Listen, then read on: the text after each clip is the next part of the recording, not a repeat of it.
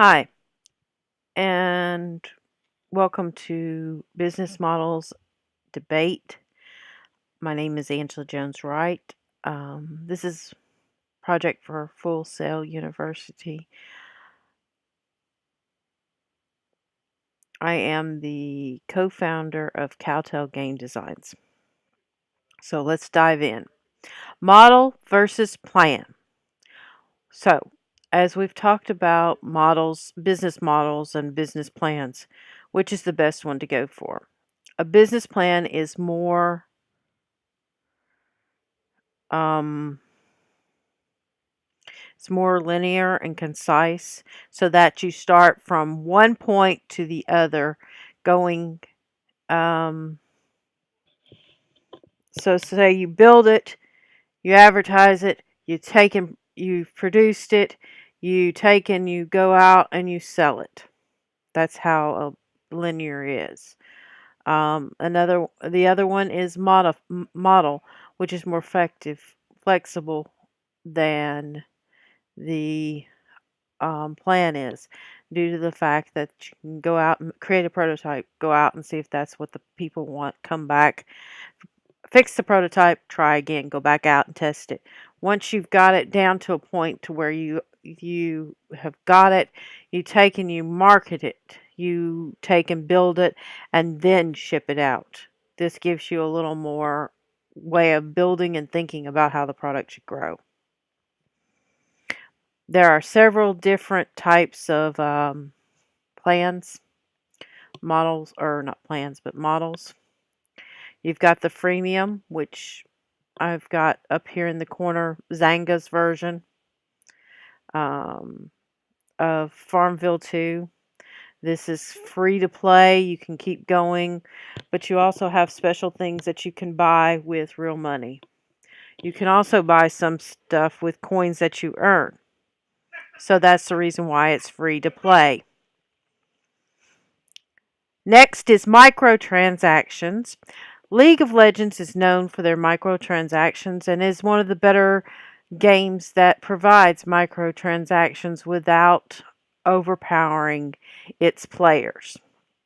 Most of their microtransactions are skins, and if you want to unlock a player's character earlier than what you can earn by the points, the IP.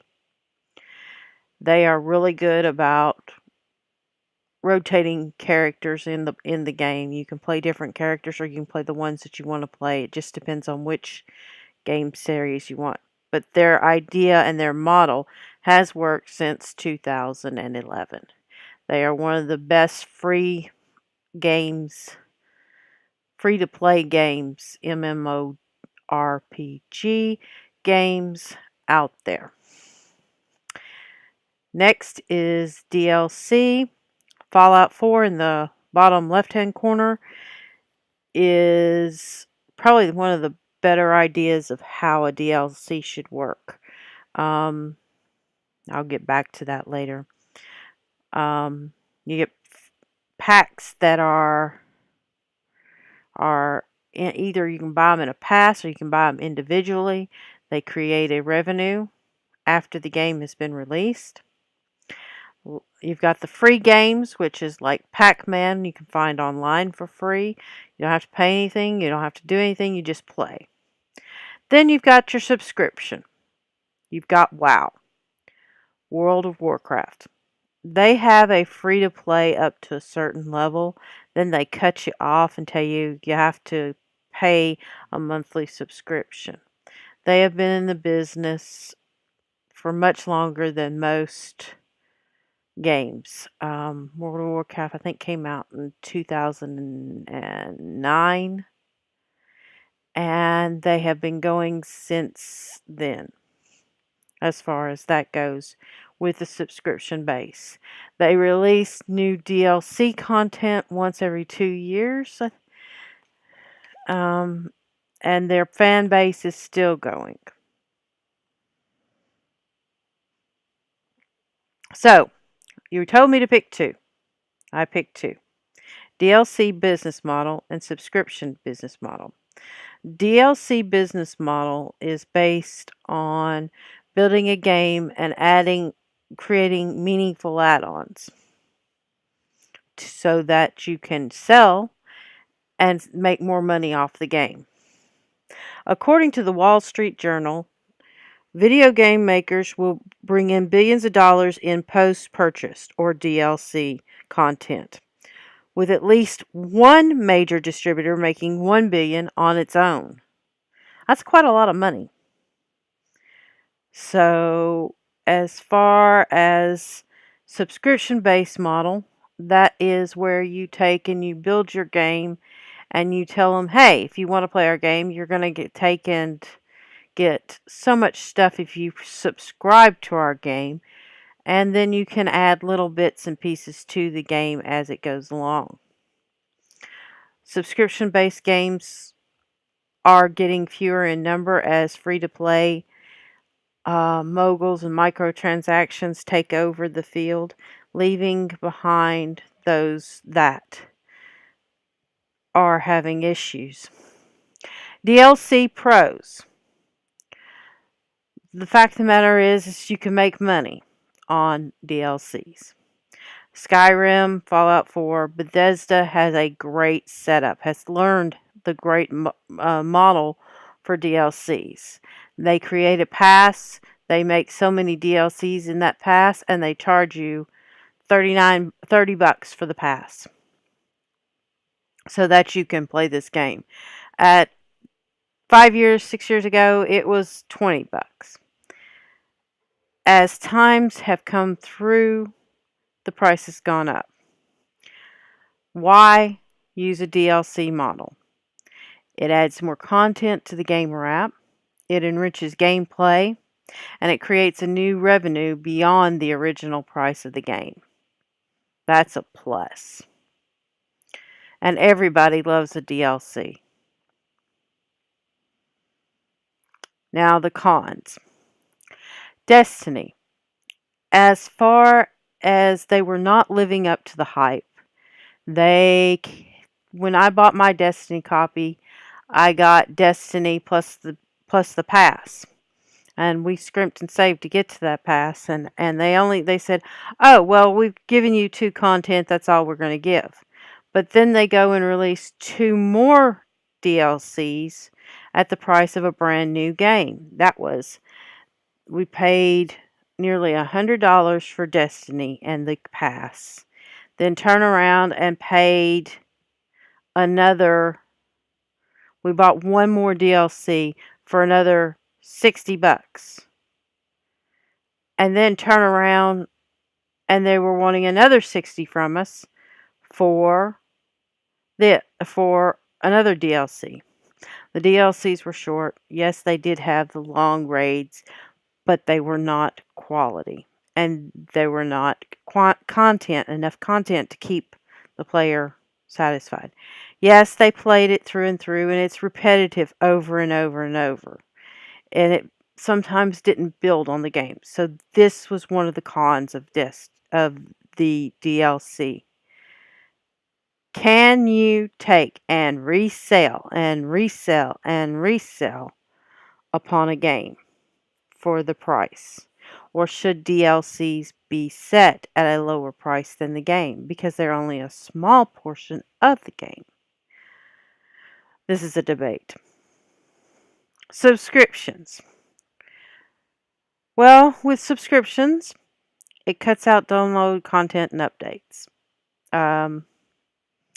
The downloaded content or DLCs are in longer spans. With the subscription, you're updated pretty much every couple of weeks to make sure your game is in the right mode and that it's done, so you don't have to worry about that. With bonus add-ons, you could take and get more stuff, more items than having just a regular straight DLC pack. And for the company, it allows them a set funding coming in. So you would have 60,000 subscribers and $20 a month every month. So that's 20 times 60,000, which is $180,000 just in subscription funds. With WoW, they have over a million, I think over a million in players that play WoW regularly. Then you've got tournaments and other bases that kind of allows to play into that subscription. The cons. The price of subscription can turn off a player. Sometimes it's too much for them to play. Um, you may not be able to keep the game going, keep it up to date, keep it everything flowing smoothly, and there'll be bugs in it, and then there's trouble and such stuff. There'll be server issues, which allows for pricing and keeping up server bases. And the story gets old and stale. I'm going to revert back to NCSoft's City of Heroes, City of Villains. Their story got kind of tiring and boring after the same repetitive framework or business, or would say set model of how they built the game. It was go in, chase around your bad guys, come back out, and you've won the prize. As long as you did it together. Well, you could do it separately, but it's more fun together. It's more fun tackling these challenges with friends. That's the whole thing about it. But they dropped off. They started in 2004. They dropped off in 2011. They had to go to free to play just to get people in to play their characters. They capped off at level 50 for their characters, nor did they build onto the storyline. So I think things kind of fell apart for NCSoft's City of Heroes. And this could be a con because things can change over the years if you do not keep things fresh. Hence why this business model is a bit risky. In conclusion, we've talked about Destiny 2's DLC problems. We've talked about how League of Legends uses their skins for their characters. We talked about free play games like Pac-Man. We've talked about Farmville, the freemium type things. We talked about Skyrim's DLC and how Bethesda has got a good model for building a game and how to release such products and such. And finally, we talked about the subscription. Wow. World of Warcraft subscription. And how it's continuously coming. Their business model has worked for them for several years and they keep going. So, with that, there are several ways of doing things as far as a business way format for me to do. Thank you, and here's my references. And I hope you all have a good evening.